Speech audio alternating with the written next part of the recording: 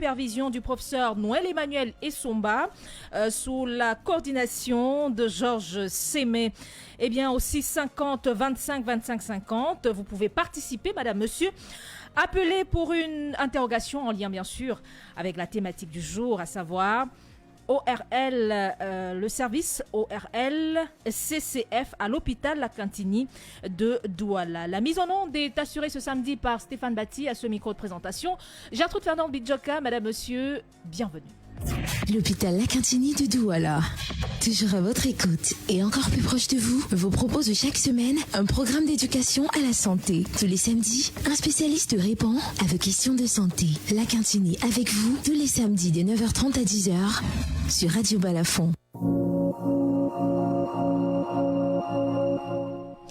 Encore une fois, docteur Mpessa Ekobo, bon matin. Bon matin à vous. C'est un début de week-end plutôt calme, on va le dire comme ça. Oui. Plutôt calme. Alors, dites-nous, docteur, que signifie clairement, hein, c'est vrai qu'on a essayé tout à l'heure de le dire, mais que signifie clairement ORL et CCF? Quelles sont les maladies qui sous-tendent ces deux disciplines-là, ces deux disciplines médicales? Ok, merci de me passer la parole.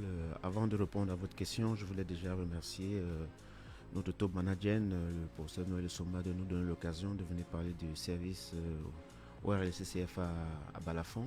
Également à Balafon qui nous ouvre ses portes pour mieux éduquer et éclairer les auditeurs.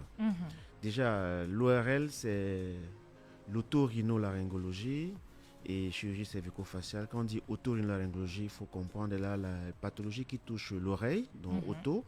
Les pathologies qui touchent le nez et ses annexes, notamment les sinus, on parlera de rhino, et les pathologies qui touchent la gorge, de laryngo. Et CCF, chirurgie cervico-faciale, ça veut dire qu'on étend notre spécialité au niveau de toutes les pathologies du cou, également notamment les goitres, les tumefactions au niveau du cou. Ah d'accord, donc, voilà le goitre également, c'est voilà, ça chez fait vous. partie de notre prise en charge. Et par rapport aux pathologies, vous avez posé la question, on rencontre toutes ces pathologies dans tout ce qui touche l'oreille, le nez, la gorge, le cou. Ce sont des pathologies qui viennent consulter dans nos services et nous en avons, en fonction de chaque organe, nous en avons une bonne quantité de pathologies qu'on va essayer de développer tout au long de l'émission. Alors, docteur, vous êtes le chef de service ORL-CCF de l'hôpital La Cantini de Douala. Quelles sont les maladies les plus habituelles dans votre service, les plus récurrentes que vous prenez en charge dans ces deux spécialités-là, ORL et CCF? D'accord. Comme je le disais à l'entame, nous avons disons 3-4 organes dont nous occupons au niveau de la tête. Donc au niveau de l'oreille, nous avons toutes les pathologies, généralement les malades qui viennent consulter viendront pour des douleurs au niveau de l'oreille qu'on appelle l'otalgie. Ils viendront pour l'hypoacousie, dont ils vont dire qu'ils n'entendent pas bien. Ils viendront pour des acouphènes. Ils viendront également pour des otorrhées, c'est-à-dire l'écoulement au niveau des oreilles. Acousie, c'était quoi? Hypoacousie, c'est-à-dire la réduction de l'acuité auditive. Donc les malentendants, les sourds en fait. Et l'acouphène? Acouphène, c'est des bruits que l'on ressent dans les oreilles sans source sonore objectif en fait. Donc, vous entendez les gens qui vont vous dire qu'ils ont comme l'impression d'entendre le cri des grillons dans les oreilles. C'est ça qu'on appelle l'acouphène. J'en souffre peut-être, hein? Peut-être, oui. Voilà, c'est... Alors qu'il n'y a rien. Alors qu'il n'y a rien, il n'y a aucune Après, source ça se calme. Après, ça se calme. Mais parfois, chez certaines personnes, ça reste plus longtemps. Donc, on est obligé de prendre en charge également. Ça signe également des pathologies au niveau de l'oreille. C'est dangereux? On peut en mourir? Ça dépend du diagnostic derrière cet acouphène, parce que lui, ce n'est qu'un symptôme. D'accord. Et à côté de ça également, nous avons le vertige. Donc, les patients qui viennent consulter pour des vertiges. En ORL, oui. J'ai un problème de vertige, je peux venir oui, vous pouvez venir en au ORL. service ORL. Oui, oui, nous prenons en charge les vertiges. Et nous prenons en charge les vertiges périphériques. Parce que ça, c'est... Ce que vous devez savoir, c'est qu'au niveau de l'oreille, en plus de la fonction de l'audition, c'est également le centre de l'équilibre. Donc quand il est perturbé, il entraîne des vertiges. Vous avez parlé de vertige en périphérie, c'est-à-dire vertige périphérique. Périphérique, ça veut dire Non, les vertiges périphériques, ça veut dire que c'est lié à l'atteinte de l'oreille interne. qu'on appelle généralement le vestibule. Maintenant, il y a les vertiges centraux qui sont des pathologies au niveau du cerveau. Donc, le neurologue prend en charge.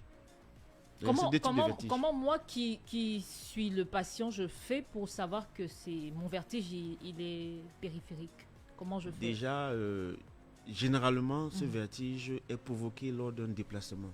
Lorsqu'on veut se lever, par exemple, on a cette sensation de l'environnement qui tourne autour de soi, ou bien de soi qui tourne autour de l'environnement. D'accord. Généralement, les patients qui sont couchés, qui veulent s'asseoir, se lever, présentent ce vertige, ou bien lorsqu'ils sont en train de marcher, ils ont ce coup de vertige. Donc, ils peuvent venir consulter en ORL. Et la différence avec l'autre La différence, généralement, avec l'autre, c'est que vous allez voir quelqu'un. Le vertige central, c'est les patients qui sont en train de faire des AVC.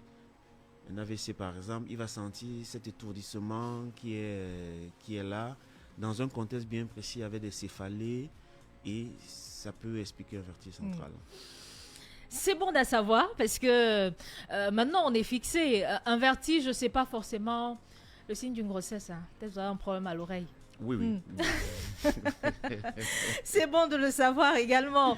Alors, docteur, on faisait là un peu je sais pas. On était au niveau de l'oreille. On est revenu sur ces maladies-là qui sont récurrentes dans votre service. J'étais en train d'énumérer de dérouler. Au niveau de l'oreille. Voilà. Maintenant, au niveau du nez, nous avons ce qui est communément appelé les sinusites qu'on rencontre partout. On a les épistaxis, ça veut dire que l'écoulement du sang au niveau du nez.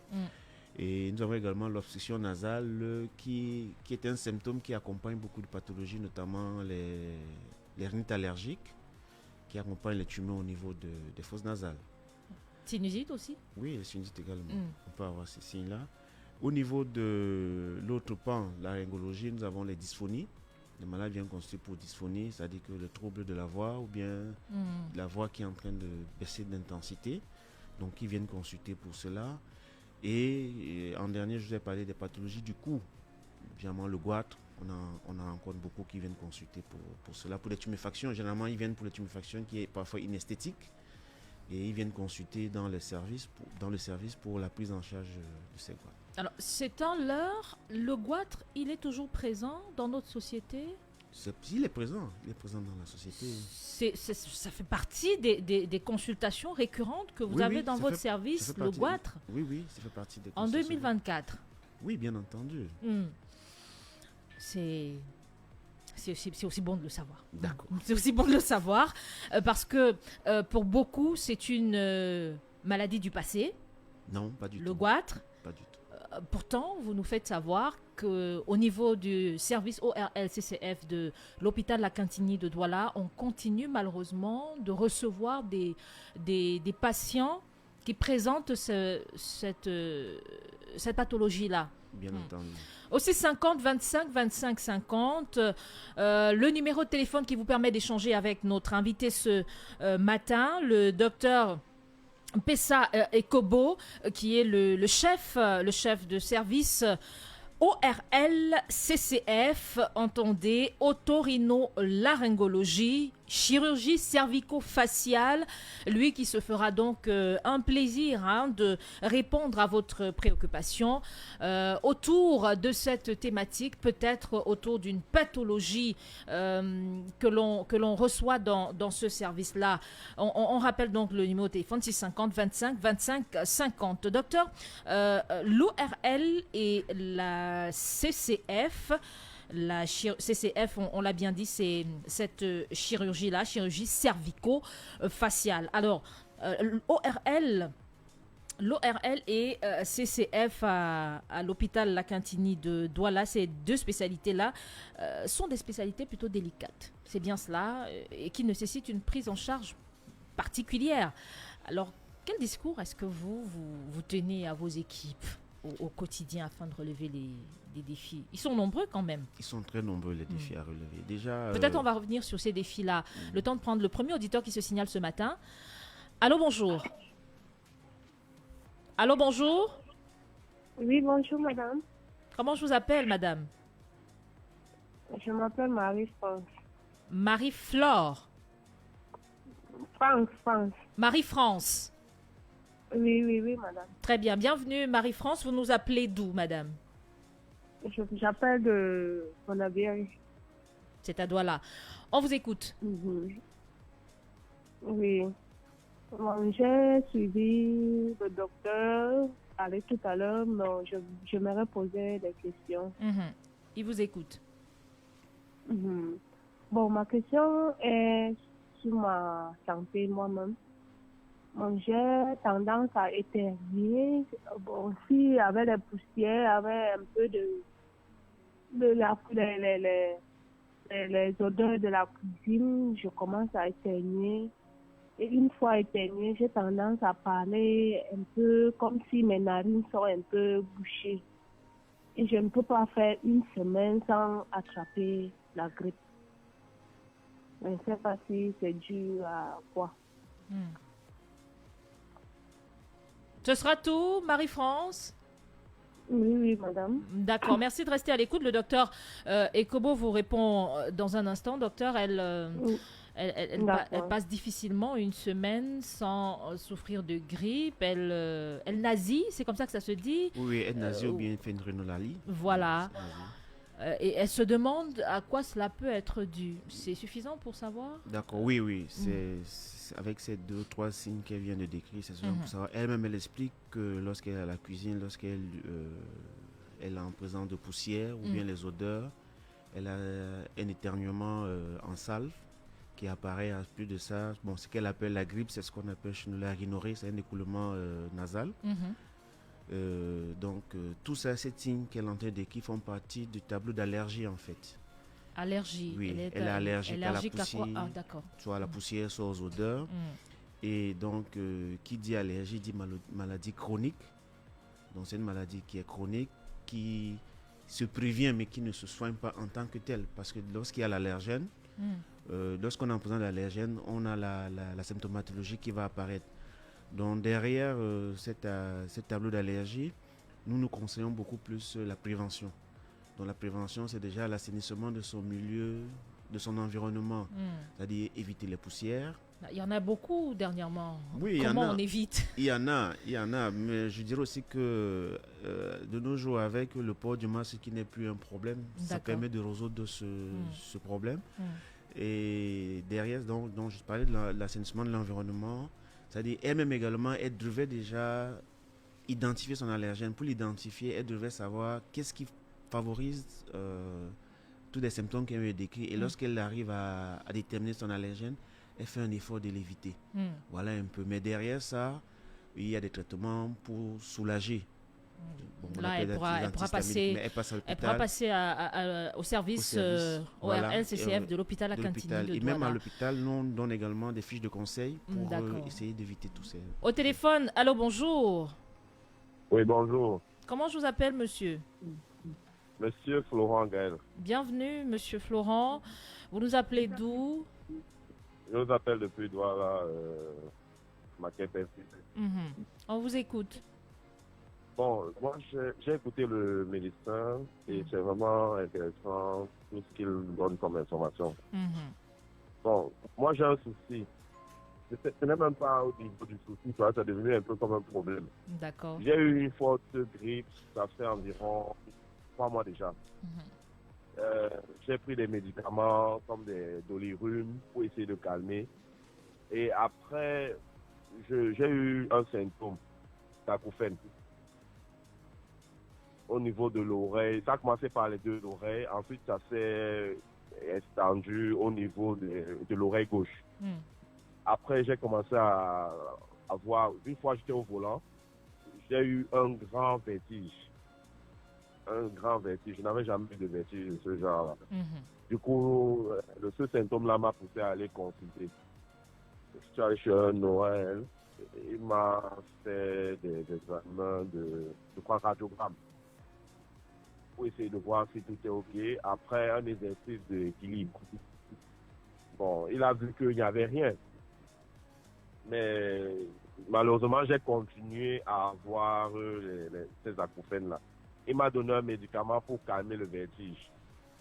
Bon, après, il était question qu'on vienne, on essaie de revoir si tout est OK. Bon, moi, j'ai un peu laissé tomber parce que je me suis dit qu'il a vu que l'oreille est normale et que ça va passer avec le temps.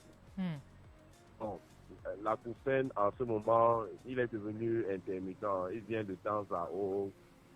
Et je commence déjà à m'inquiéter. C'est vrai que le médecin m'avait prescrit un exercice à faire, c'est-à-dire pincer mes narines, souffler, genre pour que, comme si on veut empêcher la respiration de sortir par la bouche. Ça va déboucher les oreilles. Bon, je le fais tous les matins, ça diminue un peu, mais jusque-là, quand même, de temps en temps, l'acouphène revient. D'accord, ça veut dire que le souci, votre souci, c'est l'acouphène, c'est bien cela? C'est l'acouphène, effectivement. Et vous avez, on peut dire ça ainsi, il a interrompu un traitement? Oui, en fait, dès qu'il explique d'abord, ça veut dire qu'il a eu un problème probablement d'allergie, parce que quand je vois un peu ce qu'il dit, qu'il y a une forte grippe, il y a eu un problème d'allergie, et il faut savoir que entre le nez et l'oreille, il y a une communication qu'on appelle la trompe auditive, la trompe d'Eustache. Et donc, et toute la muqueuse qui est au niveau du nez, c'est la même muqueuse qu'on trouve au niveau de l'oreille moyenne. Donc, lorsqu'il y a une inflammation ressentie au niveau du nez, c'est la même inflammation qu'on va ressentir au niveau de l'oreille. Donc, ça peut un peu expliquer les symptômes qu'il est en train de décrire. Et on lui a demandé de faire la manœuvre de Valsalva, c'est pour permettre l'ouverture de cette trompe d'Eustache pour une bonne aération de la caisse du tympan. Bon, derrière ça, il parle des acouphènes. Il a parlé de diogramme, je pense, qui est revenu probablement normal. Mais ce que je voulais lui dire, c'est qu'au niveau des acouphènes, c'est un signe subjectif. C'est le malade qui ressent son acouphène. Et généralement, les acouphènes, au niveau de ce qu'on appelle l'oreille interne, il y a ce qu'on appelle les cellules ciliées. Ce sont les cellules qui permettent qui entrent dans l'audition, en fait. Donc, parfois, elles sont en souffrance. Donc, dans cette souffrance-là, elles le produisent elles-mêmes. Donc, ce bruit que le malade entend, il dit même par intermittence. Ça veut dire qu'à certains moments, ça va, à d'autres moments, ça réapparaît. Mais je conseillerais de venir consulter à l'hôpital La Quintina. La Quintina, on fera un point de la situation.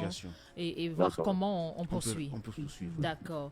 Merci infiniment pour votre participation Bon Samedi chez vous. 650 25 25 50, c'est le numéro de téléphone qui vous permet d'échanger avec le docteur. On va revenir donc sur ces deux spécialités délicates qui nécessitent une prise en charge particulière. Le discours que vous tenez, docteur, à vos équipes. Oui, allô, bonjour.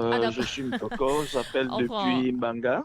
Je voudrais demander au docteur, nous voyons souvent des jeunes enfants avec la morphe et au lieu de rejeter, ils tirent et avalent. Et même des adultes, je voudrais savoir combien c'est dangereux ou alors c'est juste comme si la morphe qui sort d'eux. Et s'il avale, ça ne pose aucun problème. Merci. Merci. Bon samedi à Mbanga. Merci, bon samedi à Mbanga. Déjà, par rapport à la question, elle est très intéressante. Il faut dire que chez les enfants, on a ce qu'on appelle la rhinopharyngite, qui est d'évolution normale, parce que ça fait partie des pathologies d'adaptation de l'enfant. Donc, généralement, à partir de 9 mois jusqu'à l'âge de 6-7 ans, l'enfant va toujours présenter un écoulement nasal. Mais il est déconseillé de renifler, parce que ça c'est le reniflement. Parce que dans le reniflement, je vous ai expliqué qu'il y a une communication entre l'oreille moyenne et le nez. Donc lorsqu'on renifle, donc ces sécrétions-là, on les ramène jusqu'au niveau de la caisse du tympan. Et ce qu'on amène ça au niveau de la caisse du tympan, le malade va commencer à sentir qu'il n'entend pas bien l'hypoacousie. Donc il est mieux de se moucher. Et la technique de se moucher, c'est de se moucher narine par narine. On ferme une narine, on se mouche et on se mouche tout doucement, sans mettre une forte pression, parce que la forte pression également va entraîner un barotraumatisme au niveau de l'oreille. Donc on se mouche narine par narine et c'est ce qui serait mieux. Bon. C'est vrai que les deux narines en même temps, ça fait mal à la tête. Comment on fait pour se moucher les deux narines en même temps? Non, on ne se mouche pas les deux narines. C'est pas possible. C'est douloureux. C'est douloureux, mais on bouche une narine, on se mouche et tout doucement, sans mettre une forte pression. Voilà. Et ainsi et vice-versa. Donc, par rapport à votre question sur le discours... Oui, qu'on tient aux équipes qui doivent... être assez prudente. Je pense que ce n'est pas seulement le discours qu'il faut tenir, c'est déjà également la motivation, des équipes, le comportement de chef, parce qu'il faudrait être là tous les jours pour voir comment les collaborateurs travaillent. Il faut montrer aux collaborateurs sa vision, comment travailler, et je pense que Derrière ça, donc, lorsque le discours arrive, le discours de la présence au poste, le discours de l'empathie envers les malades, le discours de c'est dur, mais il faut venir, il faut se mettre au travail afin de permettre à ceux qui viennent, qui ont des problèmes de santé, de se sentir bien pris en charge déjà dans le service. Donc voilà un peu, je pourrais dire un peu la mayonnaise que nous utilisons dans le service pour toujours garder toutes les équipes en alerte. Est-ce que vous pouvez nous dévoiler, docteur, le circuit du patient en ORL à l'hôpital La Cantine de Douala? D'accord. Le circuit je suis malade, j'arrive à l'hôpital La Cantine de Douala. Comment je fais? D'accord. Le circuit du patient, il faut dire qu'à l'hôpital La Cantine, le malade a 2 entrées. La première entrée, c'est les consultations. Donc lorsqu'il arrive à l'entrée, il y a la direction a mis en place un système d'hôtesse qui permet d'orienter, dès l'entrée, d'orienter les malades. Donc lorsqu'il rencontre une hôtesse, l'hôtesse va l'orienter vers le service ORL qui est en face des urgences. Et lorsqu'il arrive au niveau du service ORL, il va trouver une autre hôtesse sur qui il va se renseigner, qui va l'orienter vers la caisse où il doit acheter un carnet, payer la consultation, revenir, déposer son carnet au niveau de l'hôtesse, qui va dispatcher en fonction des médecins qu'il voudra rencontrer ou l'hôtesse elle-même choisira un médecin à rencontrer.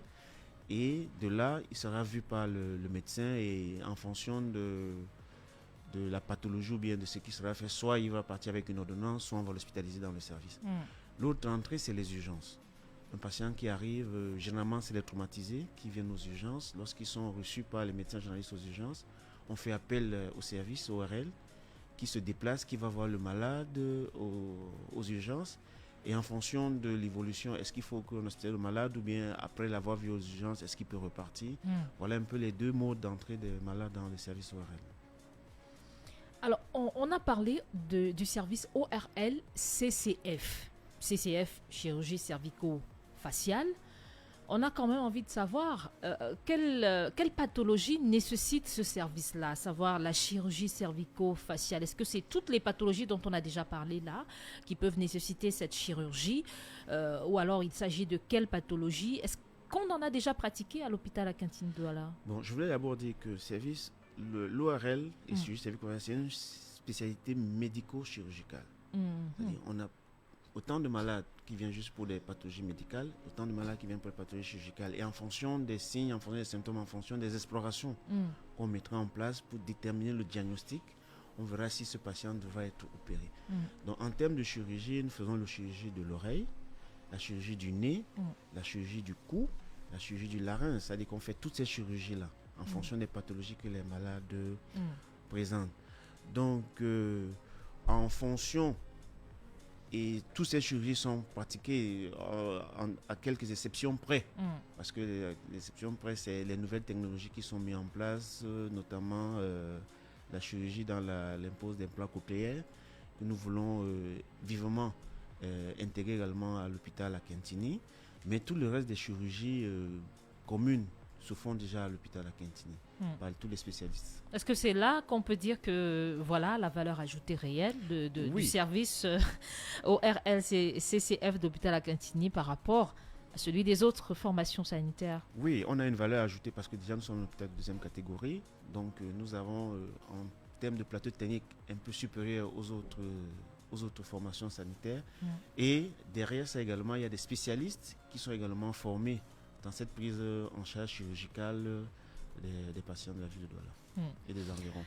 Alors, docteur Mpessa Ekobo, quelles sont les perspectives envisagées à court, moyen et long terme au service ORL de l'hôpital La Cantine de Douala pour une amélioration continuelle de la qualité du service? Déjà, les perspectives à long et à moyen terme, nous avons dans l'hôpital, depuis à peu près 4 ans, nous avons développé les explorations en ORL et nous voulons continuer dans ce sens parce il y a d'autres explorations que nous souhaitons apporter dans la prise en charge des patients. Sur le plan de la chirurgie, nous avons, je vous ai parlé de la chirurgie de l'oreille cochléaire. On a également la chirurgie endonasale que nous voulons également mettre en place parce qu'elle permet de réduire la durée d'hospitalisation des patients avec cette chirurgie. Et sur le plan de la formation également, nous souhaiterons capaciter également nos infirmières, parce qu'il faut dire que la spécialité ORL également a des infirmiers spécialistes en ORL, mais que nous n'avons pas encore au pays. Mais nous pensons avec la direction pouvoir capaciter pour qu'on ait également des infirmiers spécialisés en ORL qui permettront également d'assurer une meilleure offre de soins à nos patients. Voilà un peu les perspectives que nous... Là également, on apprend, en infirmerie, on a également des spécialités. Oui, on a des spécialités. Comme en ophtalmologie, on vous appelle des spécialités en ophtalmologie, on a également des spécialités en ORL parce qu'il y a des actes et des actes infirmiers qui sont spécifiques à l'ORL. Donc le médecin a besoin également d'avoir un infirmier spécialiste pour pouvoir les réaliser. C'est vrai que ça s'est bousculé au standard, au 6-50, 25, 25-50, mais je pense que les uns et les autres savent qu'ils peuvent faire un tour à l'hôpital La Cantini de Douala et demander à rencontrer le chef de service, le docteur Pessa. Oui, c'est possible. C'est possible. Bon, ma porte est toujours ouverte. Voilà. Je suis dans le service. Pour toute réclamation ou bien pour toute préoccupation, mon bureau est ouvert à tous les usagers. Merci infiniment, Dr Pessa Ekobo, chef de service ORL CCF, otorhinolaryngologie, chirurgie cervicale faciale de l'hôpital La Cantini de Douala. Merci également à vous, chers auditeurs, d'avoir été les nôtres. À ce micro, Gertrude Fernande Bidjoka, à la réalisation, à la mise en onde de Stéphane Batti. Merci de rester sur Radio Balafon. Madame, monsieur, les programmes se poursuivent. La Cantini avec vous. À samedi prochain. L'hôpital La Cantini de Douala. Toujours à votre écoute et encore plus proche de vous, vous propose chaque semaine